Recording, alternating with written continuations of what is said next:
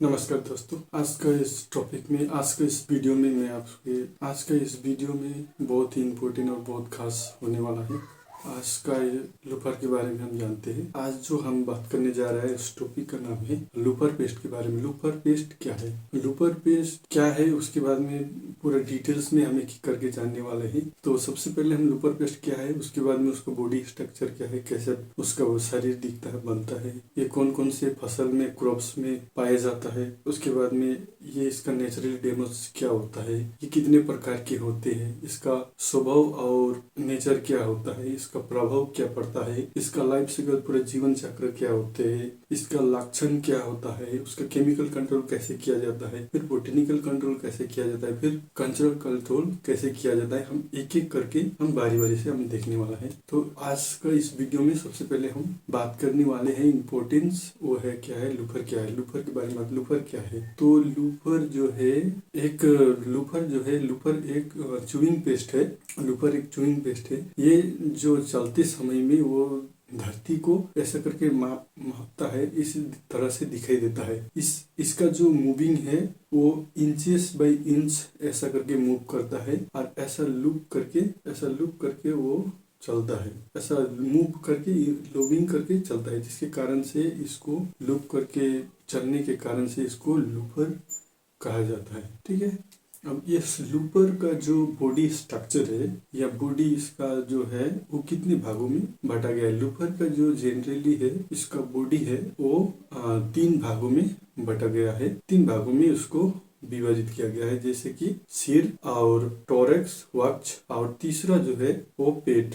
पहला जो है सिर, दूसरा जो है टोरेक्स वक्ष और तीसरा जो है वो पेट। ठीक है। तो जो सिर जो है वो गोलाकार और थोड़ा सा चपटा होता है। इस सिर से ही जो है पत्ती को काटने और खाने के लिए इस्तेमाल करता है। ये साधारणतः दोनों तरफ 2 आंखें होती है और ये एंटी छोटे से धागे जैसे दिखते हैं, एकदम छोटी सी धागे जैसे ये दिखता है। और जैसे बात करते हैं इसका टोरक्स पार्ट जो है वो 3 सेगमेंट में 6 पैर होते हैं। कुल 3 जोड़ी 6 पैर होते हैं और ये पैर बहुत ही छोटे और बहुत ही जुड़े होते हैं, बहुत ही छोटे होते हैं।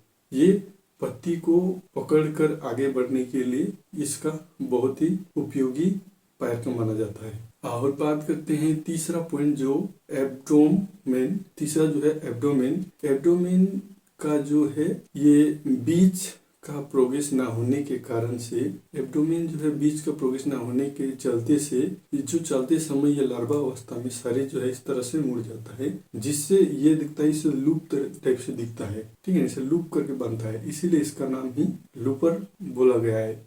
इसका बीच वाला जो भाग में वो पैर नहीं रहता है, वो आगे और पीछे ही 2-3 जोड़ी करके ऐसा पैर होता है। ठीक। और इसका जो कलर है आमतौर पे हरे और भूरे रंग के होते हैं। कभी कभी ये पत्तियों के साथ में घुलनशील और मिलकर धारीदार या धाबेदार होते हैं। ठीक है। कभी कभी पत्ती में घुलकर घूमने मिलने के लिए धारीदार और धाबेदार होती है। इसका जो शरीर है पूरा एकदम चिकना होता है, एकदम दिखने के लिए सॉफ्ट और चिकना होता है। और इसका जो वास्तविक जो साइज है, इसका बॉडी का साइज या उसका लंबाई जो है वो 1.5 सेंटीमीटर से लेके 3 सेंटीमीटर इसका पूरा बॉडी लंबाई होता है।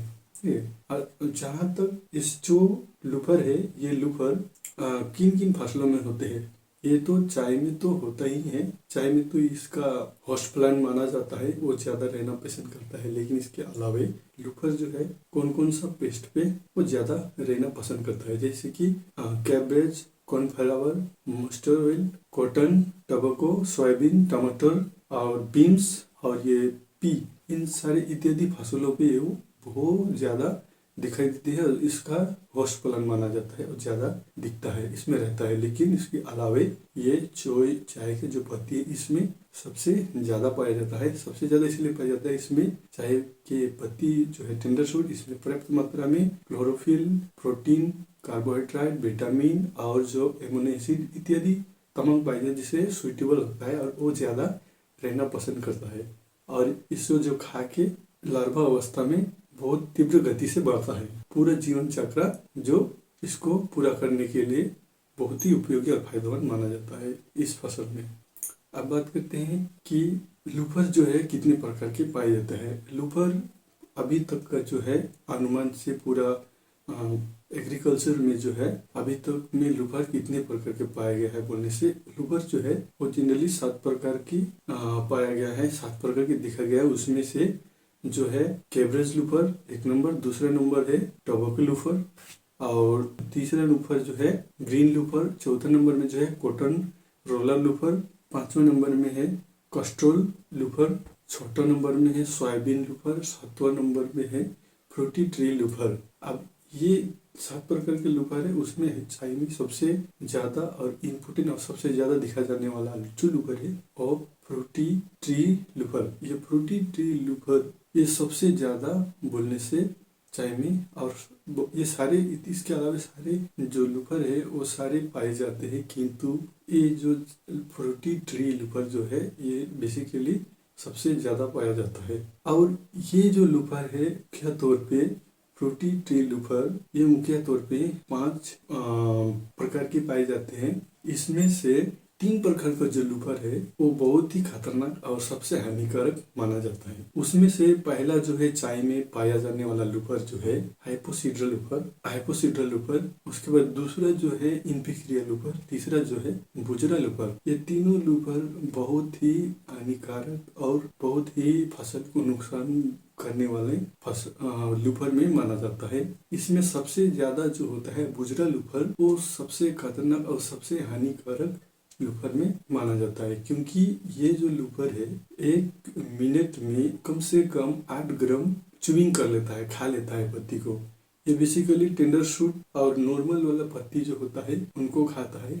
और ये हाइपोसिड्रा, इन्फिक्रिया और बुजरा ये 3 लूफर में सबसे खतरनाक जो है बुजरा लूफर जो है लार्वा स्टेज में बहुत ज्यादा खाता है। अगर ये बात करें मानिए तो पूरा एग्रीकल्चर में अगर 70% 80% आ गया तो ये भेन को छोड़ के सारा पत्ती को खा के एक झाड़ी के रूप में ऐसा दिखाई देता है, झाड़ की पत्ती जैसे दिखाई देता है।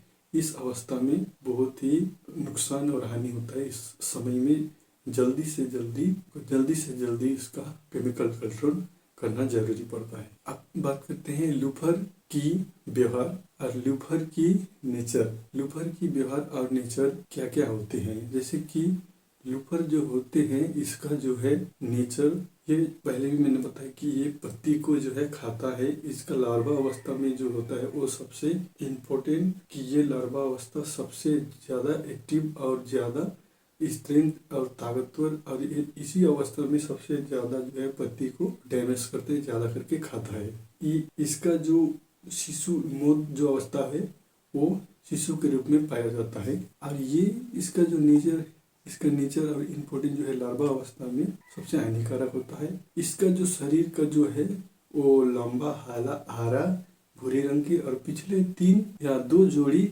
ऐसा पैर होते हैं और ये लूप बना के चलते हैं। और ये पौधा का जो है कोमल और टेंडर शूट को ये अटैक करता है, इसको ही ये डैमेज करता है, इसको ही ये ज्यादा करके खाना पसंद करता है। और जो कली होता है, जो ऊपर का जो बर्ड होता है, इनको भी ये खाने के लिए ज्यादा पसंद करता है। और ये चाय के अलावा गोभी, कपास, सोयाबीन, तम्बाकू इत्यादि में पाए जाते हैं। अब इसका व्यवहार क्या है? व्यवहार लूफर का जो व्यवहार है या मुख्य तौर पे ये कीट जो है, लूफर जो कीट जो है मुख्य तौर पे आगे और पीछे का हिस्सा, ये दोनों का हिस्सा, आगे और पीछे से दोनों का हिस्सा ऐसा करके मुड़ता है जिससे कि लूप बनता है। इस तरह से लूप बनता है और इस तरह से लूप करके इंच बाय इंच करके वो आगे तरफ चलता है, इस मूविंग करता है, इसीलिए इसे लूफर कहा जाता है। इसका एक ये व्यवहार है एक। और दूसरी जो है ये पत्ती जो होता है, जिस ग्रीन लीफ होता है, जो भी टेंडर शूट होता है, जो पत्ती होता है, उस पत्ती का जो साइड जो होता है, उस साइड को जो है कुतर करके वो खाती है, कुतर कर वो छेद करके खाता है। और वो जो है कंकाल जैसी एक चित्र दिखाई देती है और बीच में एक छेद बन जाती है। अब इसका तीसरा जो व्यवहार है, ये रात में अधिक संक्रमण रहता है और ये दिन के समय में पत्ती के नीचे, दिन के समय ये पत्ती के नीचे छिपके रहता है, रात में ज़्यादा एक्टिव होता है। और चौथा जो है, प्रारंभिक अवस्था में ये कभी कभी सामूहिक रूप से वो भोजन करने के लिए निकलता है और ये बाद में जब वो आराम या सोने के लिए जाएगा तो वो अकेला रहना पसंद करता है। और ये जो है पत्ती के जो है नीचे की सतह में वो रहना पसंद करता है और कुछ जो है वो रोल बना के अंदर छिप के रहता है। और मादा वाले पंती जो होते हैं, मौदा जो होता है वो अंडा पत्ती के नीचे में देता है, जैसे लार्वा निकलती है, जैसे पत्तियां को खाता है ये, ठीक है। और पुपा अवस्था बनाती है और पतंग बनाकर वो निकलता है, मोद बनाकर निकलता है। और ये जो है सबसे इम्पोर्टेंट और मुख्य बात ये है कि ये गर्मी के समय में और ज़्यादा ह्यूमिडिटी के समय में गर्मी अधिक रहने से ये ज़्यादा तीव्र से फैलती है और इसका लार्वा अवस्था को ज़्यादा फैलाने में सहायता करता है। इसलिए गर्मी में इसको कंट्रोल करना है, बढ़ने नहीं देना है। गर्मी इसके लिए बहुत ही नुकसान और उसके लिए अच्छा वेदर माना जाता है।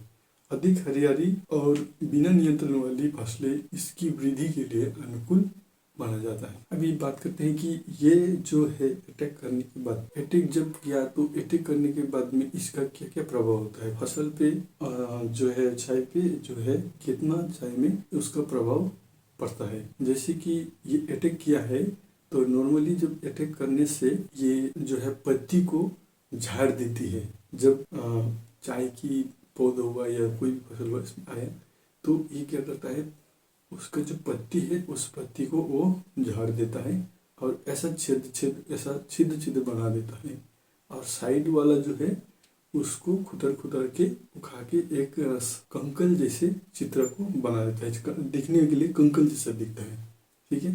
और इसका जो ज़्यादा खाने से, ज़्यादा प्रभाव होने से, ज़्यादा अटैक करने से जो पत्ती में छेद हो गया और वो साइड का कुतर खा जैसा जो कंकल थे, जो पत्ती का आधा हिस्सा वो नुकसान कर देता है, जिसके कारण से क्या होता है कि पौधा में जो फोटोसिंथेसिस एक्टिविटी होती है, प्रकाश संश्लेषण, वो कम हो जाती है। कम होने के कारण से क्या होता है, पौधा में जो वृद्धि होती है, जो ग्रोथ होता है वो रुक जाती है। तो इस अवस्था में क्या होता है, ज़्यादा डैमेज करने से वो ग्रोथ जो है पौधा में जो है वृद्धि जो है रुक जाता है। सबसे मुख्य इम्पोर्टेंट ये बात है, आपको ये ध्यान रखनी है, ठीक है। और इस कारण से ही ज़्यादा नुकसान और अटैक करने के कारण से ही जो आधा हिस्सा चला जाता है, उसके कारण से ही जो रुक जाता है उसमें कार्बोहाइड्रेट पुश हो जाता है, एक जगह जमा हो जाता है, जिससे क्या होता है उस अवस्था में पौधा में या टी बुश में या फसल में, टी का फसल में, इसमें फूल निकलने आता है, फूल लग जाता है या एक सीड निकलने की अवस्था बन जाता है। इसका गंभीर स्थिति यह है कि पत्ती का जो उपज जो है उसको ये घटा देता है, कम कर देता है, ठीक है। हम इसके बाद बात करते हैं कि पूरा लूपर जो है इसका पूरा शुरू से आखिरी इसका जीवन चक्र ये कितना दिन का होता है, इसका पूरा समय वर्ष कितना होता है, इसका क्या क्या अवस्था होता है, मैंने इसका पूरा जीवन चक्र। तो लूपर का पहले बात करेंगे तो इसका जो है पूरा जीवन चक्र, फर्स्ट में जो है वो अंडा अवस्था होता है और दूसरा जो है लार्वा अवस्था, तीसरा जो होता है पुपा अवस्था और चौथा जो होता है एडोल माउथ। अभी ये फर्स्ट जो है आप देखेंगे तो अंडा को, ये अंडा जो होता है बहुत ही छोटा और ऐसा गोलाकार और हल्का हरे रंग का होता है और ये मादा जो है 100 अंडे तक दे सकती है। और इस अंडा का जो समय है ये 2 से 3 दिन में लार्वा निकल देती है। मतलब अंडा अवस्था से ये 2 से 3 दिन के बाद में लार्वा अवस्था में चला जाता है और ये अंडे अकेले ही समूह में दिखाई दे जा सकता है। अब इसके बाद में जब लार्वा में चला जाता है तो जो लार्वा अवस्था में जब आता है तो ये जो है हल्का हरा रंग का और हल्का भूरे रंग का देखा जाता है। और लार्वा अवस्था में जो है 1.5 सेंटीमीटर से 3 सेंटीमीटर में इसका जो लेंथ, इसका जो पूरा बॉडी का लंबाई ऐसा दिखा जाता है, 1.5 से 3 सेंटीमीटर। और ये जो है लार्वा अवस्था में क्या है, सबसे ज्यादा एक्टिव और सबसे ताकतवर माना जाता है। इस अवस्था में पत्ती को कुतर कुतर कर जो है अपना खाना बनाता है और इसको छेद बना के उसके अंदर में रोलिंग बना के भी रहना पसंद करता है इस अवस्था में। और सबसे यही अवस्था में ही सबसे पत्ती को नुकसान या फसल को सबसे नुकसान करती है। पत्ती की जो ऊपरी सतह है, परत है, उसको खाकर केवल सिरा को बेन को और छोड़ देती है और पूरा पत्ती को छेद बना के और सही क्षेत्र में पूरा डैमेज कर देती है। और इस लार्वा अवस्था में जो है ये 10 से 15 दिन का लार्वा अवस्था में रहता है। इसके बाद में ये पुपा में चला जाता है। ये दिन में पत्तियों के नीचे छिपा रहता है और रात में वो अपना भोजन के लिए बाहर आती है और भोजन करती है। इसके बढ़ने से साथ साथ में हल्के और गहरे भूरे रंग को बदल जाता है। ठीक है, इसके बाद में ये लार्वा से बदलकर पुपा अवस्था में जब आती है तो ये पत्ती के नीचे सतह पर और मिट्टी के ऊपर परत के रेशम बनाकर रहना पसंद करती है। और इसका जो समय है 7 से 10 दिन में पुपा से पतंग अवस्था में चला जाता है, यानी कि मौत। और एडोल और मौत भाग जो है ये मध्य आकार का एक पतंग पंखों फैलाकर इस अवस्था में रहती है। इस अवस्था में इसका जो बॉडी का जो पूरा जो साइज है, आकार जो है वो 2.5 से लेकर 3.5 सेंटीमीटर इसका पूरा लेंथ हो जाता है इस टाइम में। और ये भूरे और सुनहरे रंग के और धाबे रेशमी जैसे दिखाई देते हैं।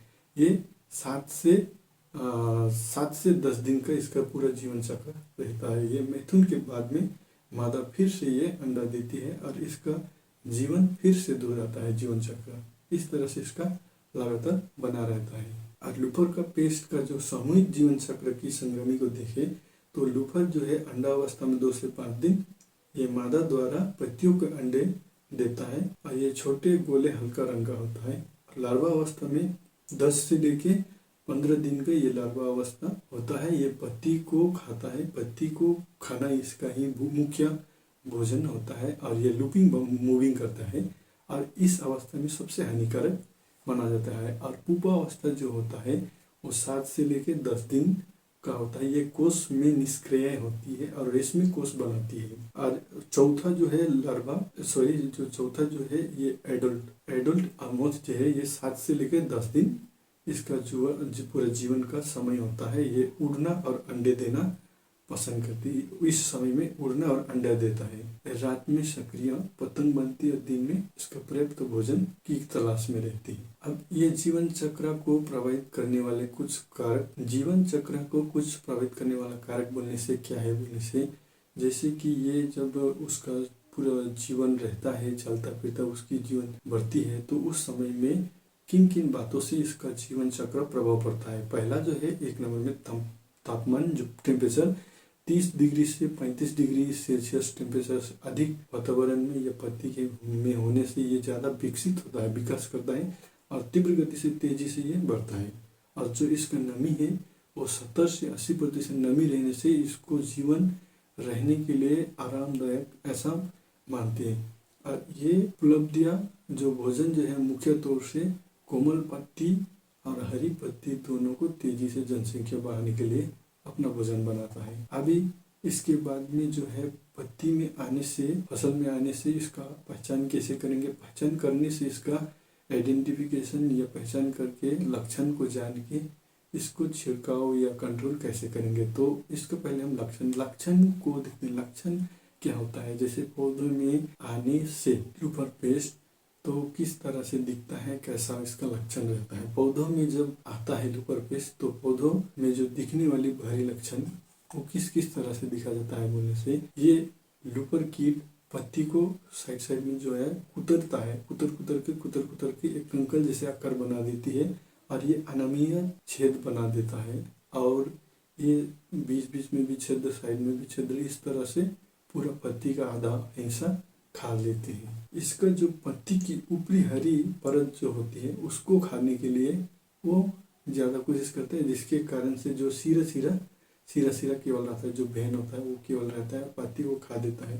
तो आपको इस लक्षण से भी देखो पता हो सकता है कि वो सिरा सिरा केवल है, पत्ती को खा देता है। ये मुख्य लक्षण है इसकी, ये पारदर्शी दिखाई देती है। और इसका जो तीसरा जो है, इसका किनारे को कुतर के पत्ती को खाने से जो लार्वा जो है वो पत्ती के किनारे को खाकर शुरुआत करता है और जिसके पत्ती के किनारे में अनियमित रूप से छिद्र हो जाता है। और ये चौथा नंबर जो है, पत्ती के निचले की सतह पे, मतलब पत्ती के नीचे में 2.3 सेंटीमीटर लंबे हरे एक कीड़ा दिखाई देता है, जिसे लूपर ही जिसे दिखाई देता है, लूपर माना जाता है।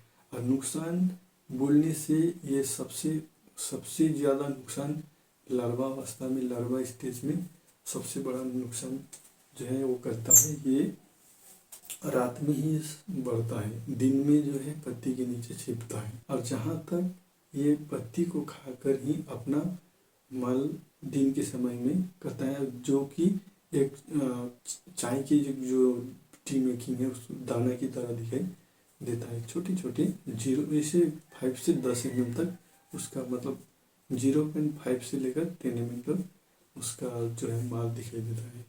और यह कीट नई मुलायम पत्ती को खाता है और कलियों को, मतलब टेंडर शूट को हमला करता है, अटैक करता है। और मुख्य, जिस पत्ती को कुतर कर खाने के कारण से पत्ती का आधा भाग नुकसान, डैमेज हो जाने के कारण से प्रकाश संश्लेषण रुक जाती है, कम हो जाती है।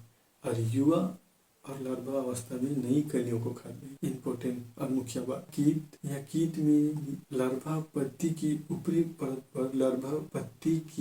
परत पर निकल कर केवल नसों को ढांचा छोड़ देता है। ये जो लार्वा है, ये फर्स्ट जो है अंडा के बाद में लार्वा के बाद में पुप्पा के बाद में एडल्ट मौत। तो ये सबसे चारों अवस्था में सबसे जो है खतरनाक जो है लार्वा अवस्था में। इस अवस्था में केमिकल, मतलब इस अवस्था में अगर 40% 80% हो गया, 70% से 80% हो गया है, तो सबसे इम्पोर्टेंट बात यह है कि सब काम छोड़ के इसका कंट्रोल करना बहुत ज़रूरी है। क्योंकि इसको कंट्रोल नहीं किया तो पूरा का पूरा फसल पूरा बर्बाद कर देता है, मतलब पूरा का पूरा जो फसल में केवल झाड़ी बना देता है, एक झाड़ी की तरह दिखता है। इसीलिए जल्दी से जल्दी जितना हो सके उसका जो समय है लार्वा का 7 से 10 दिन, तो उस समय के पूरा कंप्लीट होने के पहले ही केमिकल कंट्रोल कर देना चाहिए, जिससे कंट्रोल हो सकता है। अभी केमिकल कंट्रोल बोलने से क्या क्या केमिकल कंट्रोल होता है और कौन से केमिकल कंट्रोल जो है सबसे, मतलब कार्यकारी और पावरफुल यूजफुल होता है। तो इस अवस्था में जब 70% 80% जब अटैक किया है, तो आपको फर्स्ट जो है जरूरी बनता है कि क्या केमिकल यूज़ करें। तो केमिकल, अब बहुत सारे केमिकल हैं जो इसको केमिकल कंट्रोल किया जा सकता है लूपर को। तो जैसे ब्रांड भी बहुत सारी ब्रांड है, केमिकल भी बहुत सारा है। तो हम जो है कि करके भाई, तो पहला जो लग जाता है तो फसल में 70 से 80%, तो सबसे सुइटेबल केमिकल जो होता है वो इमामेथियन बेंजोइट 5% SG होता है। इसमें कई ब्रांड होता है, जैसे EM1 ब्रांड होता है, मिसाइल ब्रांड होता है, फ्रॉम ब्रांड होता है। तो सबसे अच्छा ब्रांड जो होता है वो इमामेथियन बेंजोइट का मिसाइल ब्रांड बहुत अच्छा होता है। 80 ग्राम प्रति एकड़ 200 लीटर पानी में इसको छिड़काव करते हैं। ये लार्वा अवस्था में बहुत ही प्रभावशाली और कारीगर माना जाता है। अगर इस केमिकल से कुछ काम नहीं हो रहा है तो आप लार्वा अवस्था के लिए फ्लोवेंडामाइड 20% WG, फ्लोवेंडामाइड 20% WG, ये जो है टाकोमी ब्रांड का होता है, इसको आप 60 ग्राम प्रति एकड़ 200 लीटर पानी में यूज़ कर सकते हैं। ये बहुत ही पावरफुल और कार्यकारी और प्रभावशाली केमिकल है, इसमें बहुत हद तक कंट्रोल हो गई होगा। और जैसे कि अंडा अवस्था में है या पुपा अवस्था में है, तो अब लेमडा यूज़ कर सकता है, लेमडा 5% EC, ये गारंटी ब्रांड का होता है। 300 ml प्रति एकड़ लिक्विड फॉर्म में होता है 200 लीटर पानी में। ये पेट और जो पुपा अवस्था में ये बहुत ही, मतलब कंट्रोल करने के लिए कार्यकारी माना जाता है। और उससे भी नहीं हुआ तो ये जो कैटरपिलर की अवस्था में है या पुप में, तो क्विनल फर्स्ट 25% EC एकोलस ब्रांड का होता है। वो 60 ml प्रति एकड़ 200 लीटर पानी में आप छिड़काव कर सकते हैं। इसमें बहुत ही हद तक कंट्रोल हो जाता है, मतलब ऑलमोस्ट कंट्रोल हो जाता है। लेकिन सबसे इम्पोर्टेंट और पावरफुल केमिकल जो है फ्लोवेंडामाइन 20% टाकोमी ब्रांड का, इस जो भी अवस्था लूपर का होता है, जैसे कि अंडा हुआ, लार्वा हुआ, पुपा हुआ, एडल्ट हुआ, जो भी हुआ, इस केमिकल को स्प्रिंग करने के बाद में ये ऑलमोस्ट इस कंट्रोल हो जाता है। अब इसके छिड़काव करने का जो विधि क्या है बोले, मतलब समय, सही समय क्या है स्प्रेइंग का मेथड, स्प्रेइंग करने का सही समय बोलने से सुबह अब जल्दी जितना हो सके 7 बजे से लेके 11 बजे के बीच में, मतलब जितना सुबह मॉर्निंग में जबकि टेम्परेचर हाई नहीं होता है उसके आगे स्प्रेइंग करने से बहुत अच्छा होता है। तेज धूप में या बारिश के समय में ये बहुत ही नुकसान स्प्रेइंग करने माना जाता है, इसीलिए ये धूप के समय में और बारिश के समय में नहीं करना है। आर्थिक तौर से भी नुकसान और वो टिब्यूस को भी नुकसान करता है, ठीक है। इसीलिए सबसे जो है छाँव के टेम्परेचर जो कम रहता है उस टाइम में सुबह या तो इवनिंग टाइम में शाम को करना अच्छा होता है। और इसका जो है स्प्रिंग करने का जो है तरीका जो है प्रति 200 लीटर प्रति एकड़ में केमिकल का उपयोग किया जाता है। और कौन सा स्प्रे अच्छा होता है इंसेक्ट पेस्ट मैनेजमेंट के लिए, तो सबसे जो होता है हैंड स्प्रिंग और battery power spring. Hand spring और बैटरी पावर स्प्रिंग केमिकल में इसीलिए करना चाहिए क्योंकि इसका जो है जो स्प्रिंग करता है लेवर्स वो होगा, या तो फिर उसका जो नोजल हुआ वो ठीक यूज करने के लिए मतलब सूटेबल माना जाता है, क्योंकि उसको स्प्रिंग करने का जो है तरीका 45 डिग्री एंगल में स्प्रिंग करता है। तो ये हैंड स्प्रे कारीगरिक माना जाता है, बैटरी स्प्रे और हैंड स्प्रे मतलब उपयोगी माना जाता है, इसका उपयोग करना चाहिए। इसके अलावा अगर केमिकल कंट्रोल है कितना से कितना दिन में करना चाहिए बोलने से, अगर ज़्यादा पेस्ट है, ज़्यादा लूफर है, तो आपको मान लीजिए 21 दिन या 26 दिन के बीच में राउंड को रिपीट करना है। अगर वो कम अवस्था में है 70% या 80% कम अवस्था में 40-20% और लार्वा अवस्था में नहीं है तो अब 15 से 21 दिन में इसको रिपीट कर सकता है। लेकिन 80% और लार्वा स्टेज में है तो अब उसको ज़्यादा करके छोटा समय में 21 दिन का लेके अच्छा डोज मारना चाहिए। और इसके अलावा भी अगर आप चाहता है कि केमिकल के अलावा भी आप चाहता है कि दूसरा कोई कंट्रोल है, ऑर्गेनिक कंट्रोल करना चाहते हैं तो ऑर्गेनिक कंट्रोल भी किया जा सकता है, मतलब बोटानिकल कंट्रोल किया जा सकता है। तो बोटानिकल कंट्रोल करने में जो होता है लिवर के लिए सबसे अच्छा वो होता है धतूरा एक्सट्रैक्ट 2 किलो धतूरा का पत्ता और प्रति 10 लीटर पानी में उबल कर उसको 150 लीटर पानी में छिड़काव किया जा सकता है। और इसके अलावा लहसुन, मिर्ची, नीम मिश्रित इसका भी उपयोग किया जा सकता है बोटानिकल कंट्रोल या ऑर्गेनिक कंट्रोल में। इसका जो उपयोग करते समय में आपको ध्यान रखना है लाइफ साइकिल, और लाइफ साइकिल को ध्यान करके ही आपका जो है बोटानिकल कंट्रोल यूज करते समय आपको ध्यान देना है कि लाइफ साइकिल और उसका डैमेज कंट्रोल कितना प्रतिशत है। अगर ज़्यादा लार्वा मतलब अवस्था में है और ज़्यादा डैमेज किया है 80% 90%, तो ये कारीगरी नहीं माना जाता है। लेकिन अंडा और पुपा अवस्था में ये कारीगरी माना जाता है, कुछ हद तक कंट्रोल कर देता है। ये ऑर्गेनिक में भी मतलब अटैक को फ्रेश कर देता है। अब इसके अलावा फिजिकल कंट्रोल आपको करना है तो फिजिकल कंट्रोल किस तरह से किया जाता है। फिजिकल कंट्रोल करने का सबसे सिंपल तरीका है लाइट ट्रैप, येलो ट्रैप। ये जो होता है प्लास्टिक के पॉलीफिनल क्लॉथ होता है, मतलब पॉलीफिनल का जो येलो ट्रैप होता है, मतलब येलो कलर का जो होता है उसको इस तरह से ट्रैप बना के इसके इसे लगाया जाता है खेत में, मतलब गार्डन में, या फिर सेट्री में उसको लाइट ट्रैप मतलब पूरा सेट्री में वैसे करके लगाया जा सकता है। कल्चरल कंट्रोल का बात करें तो कल्चरल कंट्रोल जो है रेटिंग किया है आया है, तो आपका कल्चरल कंट्रोल करने का जो है वो तापमान को घटा देना है, मतलब इरिगेशन का व्यवस्था करना है। इरिगेशन व्यवस्था करने से जो तापमान कम हो जाता है तो जो लार्वावस्था में जो लूपर बढ़ता है वो ऑटोमेटिक जो है तापमान का गर्मी कम होने के कारण से वो कंट्रोल हो जाता है। और जब लूपर रहता है तो आपका जो सेट का भी सेट का मेंटेन करना बहुत ज़रूरी होता है। और लूपर का कंट्रोल का सबसे जो है मुख्य जो है वो होता है तापमान को कम करना और लाइट ट्रैप यानी कि पॉलीथीन को इस ये बना के बीच बीच में लगाना।